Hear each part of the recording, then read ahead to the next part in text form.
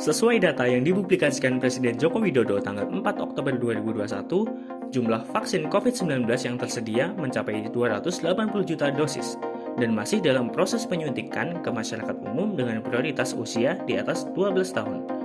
Untuk usia anak 6-12 tahun, meskipun baru saja mendapatkan izin dari BPOM RI, namun pelaksanaan vaksinasinya masih perlu waktu. Padahal saat ini justru aktivitas pembelajaran tatap muka sudah mulai dijalankan. Adakah solusi perlindungan untuk anak usia 12 tahun ke bawah? Tenang, jangan panik. Sesuai dengan rekomendasi WHO, ada 3 jenis vaksin yang bisa diberikan kepada anak usia di bawah 12 tahun. Ketiga vaksin tersebut berhubungan dengan perlindungan pernafasan. Vaksinasi influenza sangat direkomendasikan untuk anak mulai usia 2 tahun ke atas dan usia dewasa, diberikan 1 tahun sekali. Didapati, anak yang telah mendapatkan vaksinasi flu memiliki kemungkinan kecil 32% untuk mengalami COVID-19 dengan gejala pernafasan. Serta, anak yang mendapatkan vaksinasi flu memiliki kemungkinan lebih kecil 33% untuk mengalami gejala berat COVID-19 dibandingkan dengan anak yang tidak mendapatkan vaksinasi. Di pergantian musim saat ini, penyakit influenza juga sangat mudah menyerang dan menular, khususnya pada anak-anak. Yang kedua, vaksin pneumonia. Dosis lengkap diberikan 4 kali pada usia 2, 4, 6, dan 12 bulan. Bila belum pernah mendapatkan vaksinasi, usia 2 tahun ke atas cukup diberikan 1 dosis seumur hidup.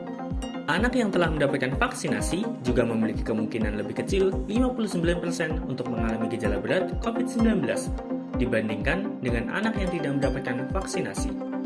Penelitian dari WHO menunjukkan adanya efek protektif vaksinasi influenza dan pneumonia terhadap COVID-19 pada anak.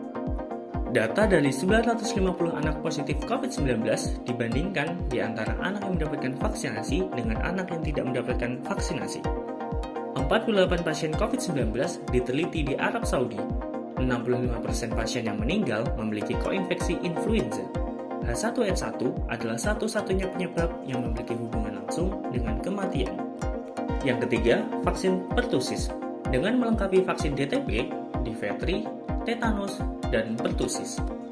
Selain kita harus waspada pada COVID-19, kita juga perlu waspadai kanker serviks.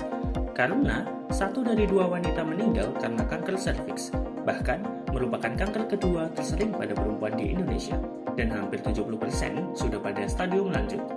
Bukan hanya di Indonesia, secara global, seorang wanita meninggal tiap 2 menit karena kanker serviks.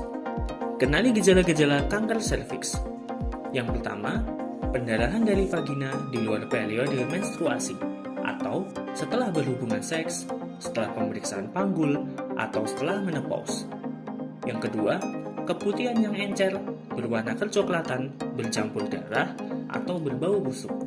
Yang ketiga, nyeri panggul atau punggung yang tidak mereda. Yang keempat, sakit ketika buang air kecil atau berhubungan seksual. Yang kelima, terdapat darah pada urin.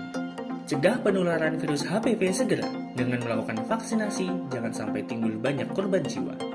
Vaksinasi HPV direkomendasikan oleh WHO untuk anak usia lebih dari 9 tahun. Dan untuk rekomendasi vaksin HPV adalah sebagai berikut. Yang pertama, dari Himpunan Onkologi Ginekologi Indonesia. Yang kedua, dari Satgas Imunisasi Dewasa PAPDI. Yang ketiga, adalah dari Satgas Imunisasi Anak IDAI. Pencegahan lebih baik daripada pengobatan.